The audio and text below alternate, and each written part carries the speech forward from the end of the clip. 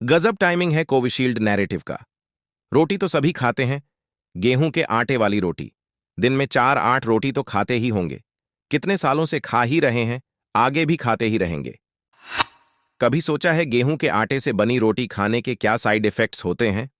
मैं बताए देता हूं। Nausea and vomiting, indigestion, diarrhoea, sneezing, stuffy और रनी नोज हेडेक्स। एक खांसी की सिरप, कॉफ सिरप के जानते हैं कितने साइड इफेक्ट्स होते हैं? Paranoia and confusion, excessive sweating, nausea and vomiting. Large quantities of cough syrup almost always cause people to throw up, belly pain, irregular heartbeat and high blood pressure, restlessness, dry, itchy skin and facial redness. और आज side effects rare नहीं हैं, large sample of population में हो सकते हैं। लेकिन क्या आपने ये साइड इफेक्ट्स झेले हैं कभी? मोस्ट केसेस में नहीं झेले होंगे। कोविशील्ड में जो साइड इफेक्ट्स बताए जा रहे हैं वह रेयर कैटेगरी के हैं। लाखों करोड़ों में किसी एक को वह हो सकता है। यह एक हिट जॉब है, बेवजह का बवाल है और कुछ नहीं। एस्ट्रोजेनिका ने 2021 में ही अपने रिसर्च पेपर में यह बताया था कि थ्रोम्बोसिस इसका बहुत ही रेयर साइड इफेक्ट हो सकता है। बाद में पता चला कि यह 10 लाख लोगों में से किसी एक व्यक्ति को हो सकता है। अब जिसको थ्रोम्बोसिस होगा उसको इससे मृत्यु की संभावना भी केवल 1% है।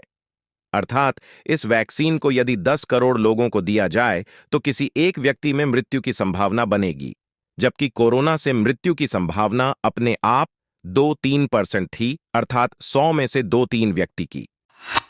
अब आगे और महत्वपूर्ण बात यह है कि कोरोना में जो मौतें हुईं उसमें से बहुतों का कारण यही थ्रोम्बोसिस ही था।